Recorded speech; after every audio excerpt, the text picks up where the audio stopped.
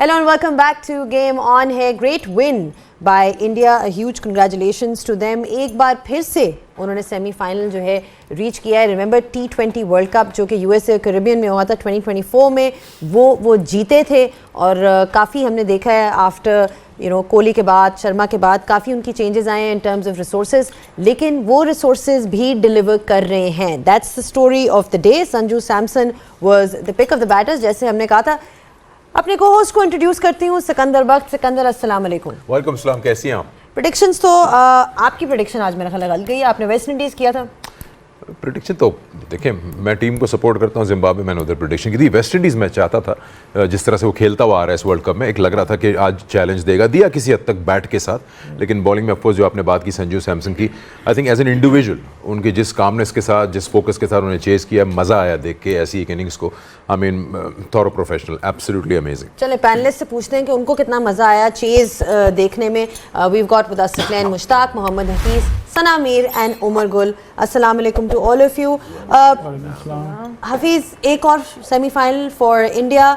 जब हम चेस की बात करते हैं तो शुरू में जो एक बात मैंने मेंशन भी किया, हर दफ़ा कोई ना कोई और इनके लिए हाथ खड़ा करता है और कहता है कि अब मैं तुम लोगों की हेल्प करूंगा और चेस करूंगा. हमने तिलक वर्मा को भी देख लिया, संजू सैमसन ने आज कर लिया, पहले विराट कोहली थे, रोहित शर्मा थे. एक लगता है कि एक उनका एक सिस्टम है जो बस चलता आ रहा है. क्या कहेंगे उनकी आज जीत के ऊपर? जी, देखने को भी अच्छा लगा और जो क्वालिटी ऑफ क्रिकेट खेल के दिखाई गई, उससे और ज़्यादा खुशी हुई कि जब आप सिस्टम के स्टैंडर्ड सेट करते हैं, जब आप अपनी क्रिकेट के स्टैंडर्ड सेट करते हैं, तो आप किसी प्लेयर के मोहताज नहीं होते. फिर प्लेयर मोहताज होता है और अपने गेम को रेडी करके उस जगह पे आके जो है परफॉर्म करता है. विराट कोहली गए, रोहित शर्मा गए, कोई फ़र्क नहीं पड़ा, तिलक वर्मा आ गए और संजू सैमसन आ गए. तो हमने देखना यह है कि किसी की कामयाबी की कोई राइट रीज़न है जिसकी वजह से उन्होंने अपने जो रिप्रेजेंटिंग दे कंट्री जो स्टैंडर्ड सेट किए हैं और जिसके मुताबिक उसका प्लेयर रेडी हो रहा है, ये वो प्रोडक्ट है. और आज मुझे जो संजू सैमसन की जितनी तारीफ़ की जाए उतनी कम है कि जितने वो हंगर उन्होंने शो की, जितनी कामनेस शो की, जितनी गेम अवेयरनेस शो की, किसी मौके पे मुझे नहीं लगा कि उन्होंने अपनी कामनेस को छोड़ा हो. और ये कामनेस तभी आती है जब आपको अपनी गेम पे पूरा ट्रस्ट होता है, जब आपने डे इन डे आउट आपने इस तरह की परफॉर्मेंसेस देने की प्रैक्टिस की हो और आपका कंट्रोल हो अपनी गेम के ऊपर, आपकी गेम सॉर्टेड हो to play something like that. तो मुझे लगता है कि उनकी गेम अवेयरनेस और उनकी जो ओवरऑल उनकी कामनेस थी मुझे बहुत पसंद आई, क्योंकि आखिरी ओवर तक he was in total control. He was not showing any emotions. कहीं पे भी मुझे अंडर प्रेशर नहीं लगे, क्योंकि आप सोचें कि एक स्टेज ऐसी थी कि अगर ये वाला मैच ये ना जीत पाते तो ये वर्ल्ड कप से बाहर थे. तो कितनी बड़ी स्टेक उनकी जो थी वो ऐसी लगी हुई थी कि अगर वो ना कर पाते, और टोटल कितना था 196, not a easy target to chase on. लेकिन उनकी कामनेस, कंट्रोल और उनकी जो हंगर थी, आई वॉज रियली इम्प्रेस्ड. और मुझे याद आ रहा है कपिल देव साहब, ग्रेट ऑफ द गेम, वो मुझे मिले और वो हमेशा इसकी तारीफ़ करते थे कि बाकी सारे प्लेयर बहुत अच्छे हैं लेकिन जो संजू सैमसन है ना, वो कुछ स्पेशल प्लेयर है. तो मुझे लगता है कि ये उनकी बात में मुझे आज वो झलक भी नज़र आई. हमने पहले भी देखा हुआ है, लेकिन जब इतना बड़ा ग्रेट प्लेयर आपकी तारीफ़ कर रहा है और फिर आप ऐसी इनिंग्स खेल के दिखा रहे हैं, वेरी वेरी स्पेशल. ठीक. आज मैं एक सवाल सोच ही रहा था कि सेमीफाइनलिस्ट में शायद कोई सब कॉन्टिनेंट की टीम ही ना आए, और सब कॉन्टिनेंट कंडीशंस में, लेकिन हुआ, एक टीम आई सब कॉन्टिनेंट से, इंडिया क्वालिफाई कर गई. संजू सैमसन की सब बात कर रहे हैं जिस तरह की उन्होंने इसके लिए, ये पहली चॉइस नहीं थे इंडिया की 11 की. और जब इनको मौका मिला तो एक ऐसा एक इमेज हुआ कि इन्होंने उस चीज़ की वरी नहीं रखी कि मैं पहली चॉइस नहीं, उन्होंने अपनी अपॉर्चुनिटी को ग्रैब किया दोनों हैंड से और ऐसी परफॉर्मेंस दे दी कि अब जो बैठे हेल्म ऑफ अफेयर्स में वो इनको हटाने का नहीं सोच सकते. देखिए, आपने कहा पहली चॉइस नहीं थी, ये दूसरी चॉइस थी. बट मैं ये समझता हूँ कि जब आप जस्टिस कर रहे होते हैं ना, जिस एक मेरिट पे आप अपॉर्चुनिटीज़ दे रहे होते हैं, और जो बेंच पे भी बैठा होता है उसको पता होता है कि यार ये मेरे से पहले आया हुआ है और मैं क्यू में लगा हुआ हूँ, तो वो अपने आप को सेकंड ऑप्शन नहीं समझता, वो अपने आप को टॉप क्लास प्लेयर ही समझता है. और जो स्पोर्ट्स स्टाफ है उसको उसी तरह ही ट्रीट करता है कि ये टॉप क्लास प्लेयर है. बट क्योंकि इससे पहले जो आया हुआ है वो क्यू में पहले था, उसकी अपॉर्चुनिटी पहले बनती है. जब आप मेरिट पे अपॉर्चुनिटी देंगे तो जो बाहर पीछे बैठा हुआ है वो भी कॉन्फिडेंट रहता है, काम रहता है, रेडी रहता है कि मेरी जब आएगी बारी तो मैं सेकंड ऑप्शन नहीं हूँ, मैं फर्स्ट ही ऑप्शन हूँ, but I am second in Q. तो वो सेकंड इन क्यू था, तो जो सेकंड इन क्यू था उसने आज आपको जिस किस्म का डिस्प्ले किया है, आई थिंक सबसे जो बेहतर चीज़ मुझे लगी उसकी जो शॉट सिलेक्शन थी, और उसमें शॉट सिलेक्शन में जो परफेक्शन थी, और परफेक्शन के साथ जो कन्विक्शन थी, और कन्विक्शन के साथ जो उसने बिल्कुल ऑल द वे गया है, जो उसका एक पूरी गेम के अंदर जो उसकी आई थी कि जिस तरह आज उसके बल्ले पे गेंद लग रहा था, जिस किस्म की शॉट सिलेक्शन, जैसे मैंने पहले कहा कि जिस तरह गेंद जिस तरफ जाना चाहिए उसने उसी तरफ उसको पनिश किया है।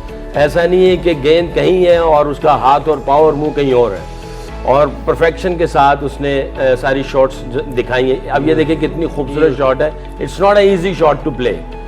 जब आप शॉट मारने के लिए बाउंड्री या चौका या छक्के के जहन में आते हैं तो आपका 70-80% जो जहन है वो आपको मिड ऑन से लेके मिड विकेट और स्क्वायर लेग की तरफ ले जाता है, बट आप ये देखें कि जिस तरफ गेंद आ रहा है उसी तरफ इसकी ट्रीटमेंट वो कर रहा है, उसी तरफ उसको पनिशमेंट दे रहा है। तो ये क्लास दिखाई गई है परफेक्शन की, और काम था, कंपोज था, वो इसमें कोई शक नहीं है। बाद में जाके जिस तरीके से उसने सेलिब्रेट किया है, अपने गॉड का उसने शुक्रिया अदा किया है, obviously it's a great opportunity for him, और उसने बताया।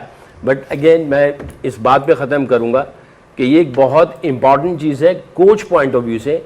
जब आपने किसी को लाइन में लगाया हुआ है, क्यू में लगाया हुआ है, और मेरिट पे आप अपॉर्चुनिटी दे रहे हैं, जो बाहर बैठा हुआ है उसके जहन में कभी भी ये चीज़ नहीं आना चाहिए कि मैं सेकंड हूँ, सेकंड ऑप्शन हूँ। उसके जहन में सिर्फ ये होना चाहिए आई एम द बेस्ट। हाँ, मैं क्योंकि अपॉर्चुनिटी के एतबार से मैं क्यू में लगा हुआ, जब मेरी बारी आएगी मेरा कोच, मेरा कैप्टन मेरे पे इतना बिलीव रखता है कि मैं वो काम कर सकता हूँ। आज उनकी ट्रीटमेंट पे उसने जो एग्जीक्यूशन किया, वंडरफुल, जितनी तारीफ की जाए कम है। सना, उनके ना पोस्ट मैच इंटरव्यू जब उनका हुआ तो उन्होंने बड़ी एक इंटरेस्टिंग बात की।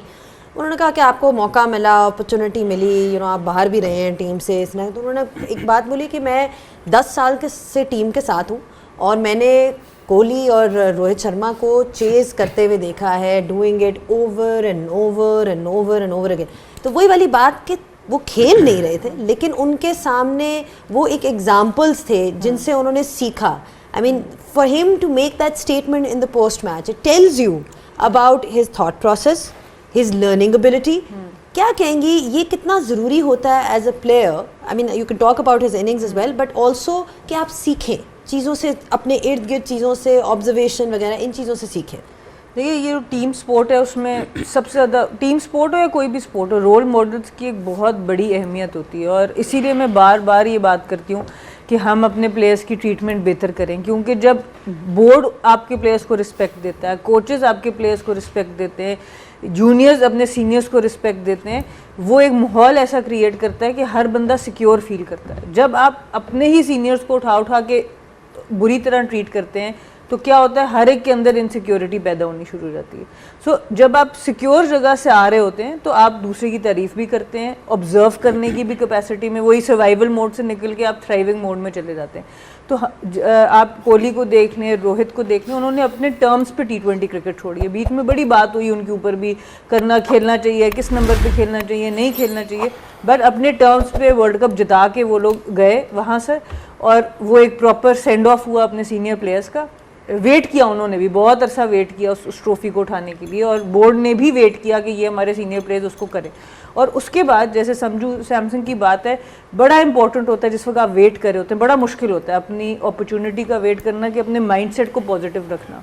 और इसमें डेफिनेटली मैं सबको ही क्रेडिट दूंगी, जो उनके सपोर्ट स्टाफ, कोचिंग, बट सबसे बड़ा क्रेडिट इस प्लेयर को खुद आता है, क्योंकि आप अपने माइंडसेट पे काम करते रहें, आप इस बात पे यकीन रखते रहें कि जब मुझे जितना मिलेगा मेरे हिस्से का वही है और मैंने उसी में बेहतरीन परफॉर्म करना है, तो तभी ऐसा माइंडसेट आता है। और पिछले मैच में भी और कोई एक्सक्यूजेस नहीं सना, कोई जी मुझे आज मौका दिया, पहले नहीं दिया, ये हम सुनते रहे ना। बिल्कुल, और हम तो आज इस इनिंग्स को देख रहे हैं, हम कह रहे हैं बहुत स्पेशल है। मेरे लिए स्पेशल ये था कि जब पहली बार ही आए इस वर्ल्ड कप में, पहली बॉल खेलने, इन्होंने बैकफुट पंच पे एक सीधा छक्का मारा था। That is how he started his world cup. तो आई थिंक ये बड़ा इंपॉर्टेंट है कि अपनी विकेट की परवाह ना करें, आप ये देखें कि मेरी टीम की क्या रिक्वायरमेंट है और अपने आप को बैक करें अपनी स्किल को। आई थिंक बहुत ही आउटस्टैंडिंग इनकी ओवरऑल परफॉर्मेंस। उमर, मैं आपके पास आऊँगा, मुझे 1 मिनट दीजिएगा, मैं 2 बैटर्स बैठे हुए हैं यहाँ पे, इनसे पूछ लेते हैं, या मिडिल ऑर्डर बैटर हैं, ओपनिंग बैटर हैं। ये जो अभी बात सारी चल रही थी संजू सैमसन की इंक्लूजन 11 में, ये बाय एक्सीडेंट नहीं हुई, ये ड्यूरिंग द टूर्नामेंट उनके कोचेज़ ने या सपोर्ट स्टाफ ने जिसने भी डिसाइड किया कि हमें एक सर्टन चेंज करना पड़ेगा। जहाँ पे तिलक को 3 से 5 पे लाए, उसने हार्दिक के साथ 5 नंबर पे परफॉर्मेंस दी, 84 रन की पार्टनरशिप की, ईशान किशन को 3 पे लिया और संजू को अकोमोडेट किया, लेके आए। हम पूरे टूर्नामेंट में सुन रहे थे बात जहाँ आप बोलते हैं कि प्लेयर के साथ एक उसके रोल के डेफिनेशन उसको होनी चाहिए, सर्टन फ्लेक्सिबिलिटी की गुंजाइश है कि नहीं है, कि मैं किसी प्लेयर्स को बीच टूर्नामेंट में कह रहा हूँ कि तुम अब सीधा 3 से 5 पे खेलोगे, और क्या वो रेडी है उस चीज़ के लिए? नहीं, ये चेंज उन्होंने किया और ये चेंज उनके काम आया। तो आई थिंक कोई हार्ड एंड फास्ट नहीं है कि प्लेयर को उसके कंफर्ट जोन से ना निकालें और उससे नए जो उससे आप जॉब दे रहे हैं उससे क्या वहाँ परफॉर्म भी करो। जो प्लेयर कंफर्ट जोन में रहेगा वो कभी मेंटली स्ट्रांग नहीं होगा। आपको मेंटली स्ट्रांग होने के लिए कंफर्ट जोन से बाहर आना ही पड़ेगा, नंबर 1। नंबर 2 ये है कि एक इंटेलेक्चुअल ऑनेस्टी होती है, जो भी टीम उसके ऊपर बेस करती है, जो भी प्लेयर उसके ऊपर अपनी गेम को खड़ा करने की कोशिश करता है या उसके ऊपर स्टैब्लिश होने की कोशिश करता है, उसकी ग्रोथ नज़र आ रही है। आप साउथ अफ्रीका में चले जाएं, वहाँ के जो पहले 6 प्लेयर्स हैं उनकी अपनी गेम की इम्प्रूव करने की उन्होंने खुद कोशिश की। सपोर्टिंग स्टाफ एक सर्टन हद तक आपको पूरी सपोर्ट करता है, सिस्टम हमेशा आपको सपोर्ट करता है किसी ना किसी जगह पे, लेकिन क्या मैं रेडी हूँ या मैं ब्लेम जोन में रहना चाहता हूँ? आज अगर संजू सैमसन 10 साल के अंदर अपनी ग्रोथ की बात कर रहा है और अपने सीनियर्स की रिस्पेक्ट कर रहा है और बता रहा है कि मैंने उनसे सीखा, it shows the intellectual honesty and his positiveness, कि उसने कितने अपने मोमेंट का इंतज़ार किया और उस इंतज़ार में वो नेगेटिव नहीं हुआ। उसने ये नहीं कहा कि जी मुझे चांसेस नहीं मिल रहे, मैं रिटायरमेंट ले रहा हूँ, मैं कुछ अरसे तक अपने आप को छोड़ दूंगा जब तक ये सेटअप रहेगा। ये सारी वो चीज़ें हैं जो भगोड़े होते हैं, वो इस तरह की बात करते हैं। जो ईमानदार इंसान होगा, जो इस क्रिकेट से कुछ सीखना चाहेगा, वो इस तरह की परफॉर्मेंस लेके दिखाएगा। आप मेरा सवाल समझ गए होंगे मैं क्यों मैं पूछ रहा सब था समझता हूँ, इसलिए कि आपको जो ये जवाब रिजिडनेस के बीच टूर्नामेंट में आपने चेंज नहीं करना है, डिस्टर्ब नहीं करना है, उस चीज़ की बात कर रहा हूँ। सिर्फ 30 सेकंड में 2 टॉप ऑर्डर होते हैं ना, उनको आप नीचे जब करते हैं वो बड़ी प्रॉब्लम हो जाती है। उससे जो नीचे वाले आते हैं ना, उनको आप में एक शिफ्ट कर सकते हैं, वो हो जाते हैं। 3 पे था, वो 5 पे है। हाँ वही ना, ऊपर वाली जो 2 होते हैं ना वो तकरीबन काफ़ी फिक्स होते हैं, वो उनको आप नीचे लेके आएंगे तो प्रॉब्लम होगी। नीचे वाले जो है ना उनके अंदर फ्लेक्सिबिलिटी हो जाती है, आप उनको फ्लोटर ऊपर नीचे फिट इन कर सकते हैं। आप हेड कोच रहे हैं, अगर आपकी टीम को फ़ायदा हो रहा है किसी को लाने में, तो आप ये मांग सकते हैं उस ओपनर से भी। ये अगर फ़खर जमान खेल सकता है 5 पे, एज एन ओपनर खेलता है। हाँ, मुझे अगर उसकी एबिलिटी का पता है, हाँ। क्या वो नीचे जाके एडजस्ट कर लेगा कि नहीं। जैसे मैंने पहले भी कहा, स्किल्स एक अलग चीज़ है, adapting, adjusting, I totally understand. आप ये बात बाबर से नहीं कहेंगे किसके साथ, हाँ किसके साथ क्या है, उसको मैं देखते हुए कहूँगा यार तुम ऊपर नीचे आ जाओ। कई ऐसे होते हैं उनको ऊपर नीचे करो, उनका दिमाग ऊपर नीचे हो जाता है। ठीक है, तो आपको ये देखना पड़ता है। उमर ब्रेक लेंगे, मैं आपके पास आऊँगा तो फिर बॉलिंग पे बहुत सारे सवालात हैं दोनों तरफ से। एक ने 196 करवाए, चेस कर लिए, गुड, और दूसरा आज वेस्ट इंडीज़ कैसा रहा अपनी बॉलिंग में।